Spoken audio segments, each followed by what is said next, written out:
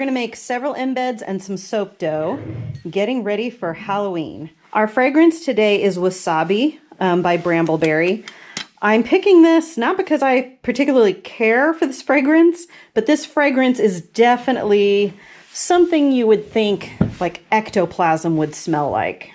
So we are going to weigh out 1.6 ounces for 32 ounces of batter.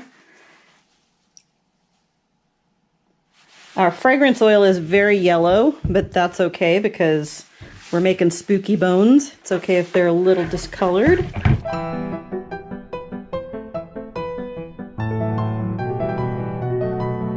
Now that I have my batter ready, it's still nice and fluid. I haven't seen any breaks between the oil and the lye solution. So I think we have a good solid emulsion. First, we're going to fill this long column mold to make a moon. So I've hopefully got this sealed properly.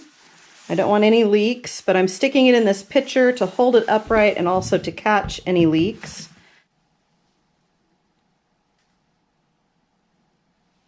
Oops. All right, that's one. Let's see if I can lean that up there. I'm gonna go set this somewhere safe so it won't tip over, hopefully. Next up for embeds are these really cool skull molds. I'll put a link down in the description below for these, as well as all the other molds I'm using. This is fabulous because they've set it up in such a way that you can't put the back on wrong. Whether you put it on this way or this way, it will line up perfectly. These are made for ice cubes, but they work great for soap. The only problem is the opening is rather small, and I find that it can get clogged up with soap, especially if your soap starts to thicken up. Ours is nice and fluid right now, so we're gonna try to pour it in, but if we can't, I will quickly put the batter into a piping bag and we will squirt it into the mold.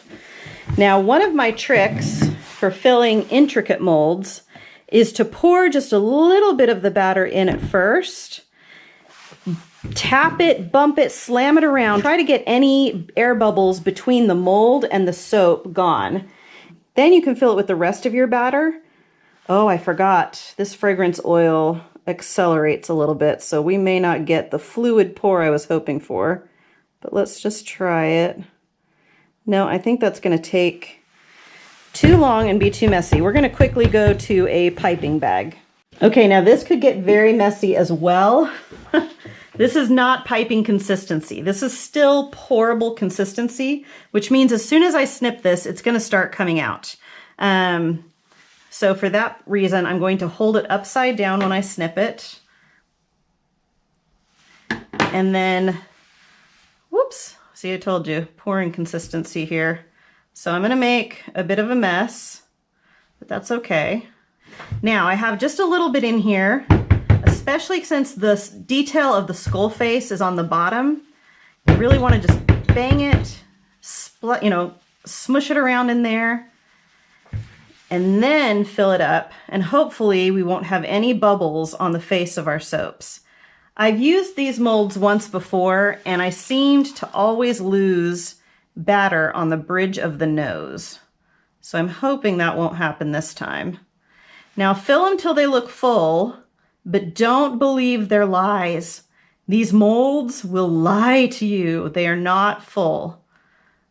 So we're going to fill it till they look full, and then we're going to pound them some more, and you'll see there'll be room for more batter. Okay, so holding our bag upside down once again while we do this one-handed. See, they opened right up. So again, we're just going to be pretty violent with them. Bang them around, shake them around, slam them, and then we're going to go back in. And again, they might lie to you multiple times. They're just a bad boyfriend, but they look so good, so I keep using them. All right. See? They lied a second time. Let's get that all down there. So you just have to keep filling and tapping until they really are truly full. Because what's happening is there's air getting caught around the sides of the mold. And that's why it looks like it's full, but then you slam it down and they fill into those air pockets. That's why it's so important that you keep tapping and filling and tapping and filling. I finished filling all of my skulls. So the rest of the batter is all going to go into these cavity molds. I will cover them with plastic wrap and I will let them set for 3 days to let them finish saponifying. The plastic wrap will prevent water from evaporating, which will keep the soap pliable. Then I will knead it, smush it, and mix it up until it's nice and Play-Doh-like in consistency, and I will use it for soap dough. And that means that I will be able to shape any kind of shape that I want, limited only by my sculpting skills, which are not that great, I will be the first to admit. All right, it is time to unbury our buried bones. Let's open this guy up. And this stuff will all flake off. That's okay, we can stick it in a scrap bucket. Now, look how perfect that is. See, by banging the mold down with just a little bit of soap in it, you get a beautiful molded surface. I do have, it looks like soda ash, which is kind of confusing to me. You would think it wouldn't get soda ash when completely covered in the mold like that. But because the mold is 2 pieces, it's possible that air is getting in between that, and that's why it's mostly along the seam. But that's okay. So now we have these ugly bits where we filled it, a couple of air holes, but those don't bother me. And then this seam around the skull. So to take care of that, you're just going to take any kind of carving tool and you just kind of want to follow the curvature of the skull and scrape that off so that we get more of a realistic look.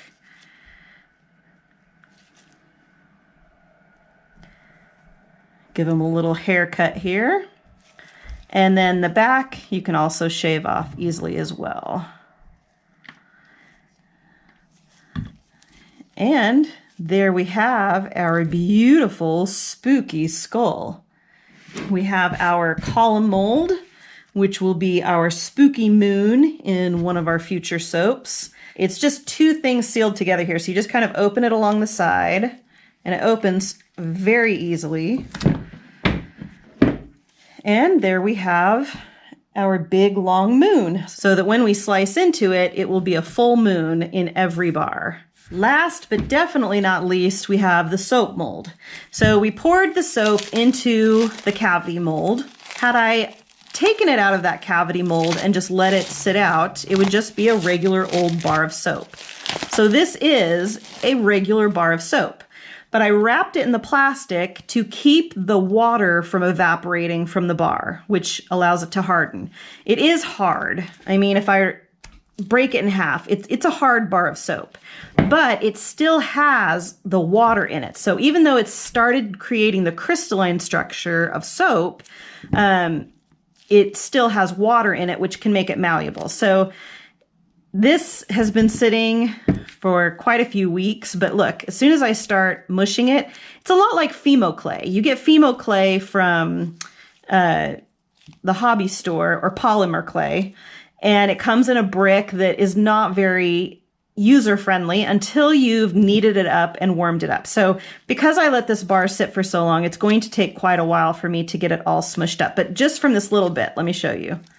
Just the little bit that I do have smushed up, look at that. You just knead it around and it becomes soft and pliable, and you can mold it into whatever you want. So you know what we're going to mold this into? Let me show you. We made the skulls earlier, so I've just been trying to make realistic skeleton pieces for like finding, you know, random bones in a schoolyard. So I've been using photos on my phone, but I'm going to see if I can show you how I've made the pieces I've made so far. So these are leg bone pieces, the larger upper part of your leg and the 2 parts for the lower part of your leg. Okay. So you just want to make a snake in the middle, leaving bulbous ends, because those are going to be the bone ends. And on This side we want the ball for the ball and socket joint. So what I do for that is I take this piece here, and I kind of like having the flat end, and you just want to run your thing, basically split it in half, and then on one side you're going to pull it out and try to shape it like a ball, so just kind of round all the tips on it, and then using your little pointy part, or like the thin handle of a paintbrush would work, you just kind of want to create a neck all the way around. You don't want to cut through it, and just kind of shape that. And this part is supposed to be kind of flat. I don't think it's supposed to be that big though, so we'll try to shape it a little smaller there. And it can look rough because it's, you know, it's bones that have been left in the cemetery for years. So they don't need to look absolutely perfect. We're just trying to make them recognizable. And then down at the bottom, you just kind of have your typical cartoony bone shape, two rounded ends. And so for that, you just want to split it down the middle any way that you can. Again, pull them apart a little bit and just gently round up the edges. And there's a large upper leg bone with the ball and socket. And then we're just going to set this aside and let it harden up. Make sure that any of our joints that look cracked are nice and firm. And there's a large leg bone. For the backbone pieces, I thought those were going to be super tricky, but they're actually very, very simple. You want just a teeny tiny piece. Always keep your dough wrapped up in between pieces that you're working with. Just create a small little ball. Set it down. You're just going to squish it, flatten it. And then you'll take your skewer piece and you're just going to make a good size hole in it. This will be a larger backbone piece. You just want to make a large hole with your skewer. And then with a flat end, you're just going to actually like having a curved flat end. You just want to cut two little curves on the side, like little wings. And we're going to pop those up. Pop them up. Pinch a little.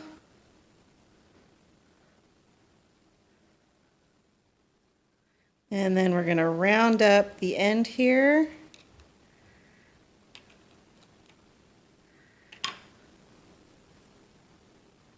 So that we have a nice little vertebrae. And then you could have like a little snake shape of vertebrae going down your bunch of little vertebrae, kind of in a snake design in the ground. That would look nice and spooky. Then for the rib bones are super easy. So you just want to make one really long snake. You want to get it as thin as possible. So if it's too hard to control your snake, if it starts flopping around or getting too thin in spots, then just break off a section of it and work quickly so that the stuff over here doesn't dry out. And you just want to get it as thin as you can without it breaking. We should be able to get 2 ribs out of this. Cut it in half, roll it a little thinner, roll it a little thinner. Oh, we might get more than 2 because we need some small ones too. Okay, so we'll cut that in half. So to make a rib, you just want one side to kind of point straight flat down. You want to give it a little peak where it breaks off.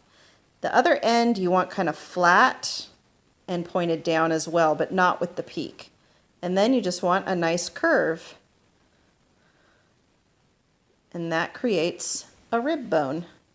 So we can do that again. Just pinch it, bend it down. You want there to be a little peak. This side you want flat, bend down, no peak, and curve it.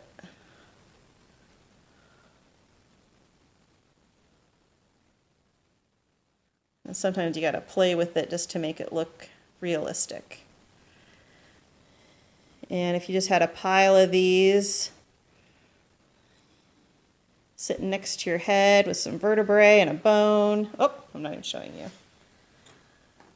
So there you've got a little pile of riblets, and you can just make a whole bunch of these.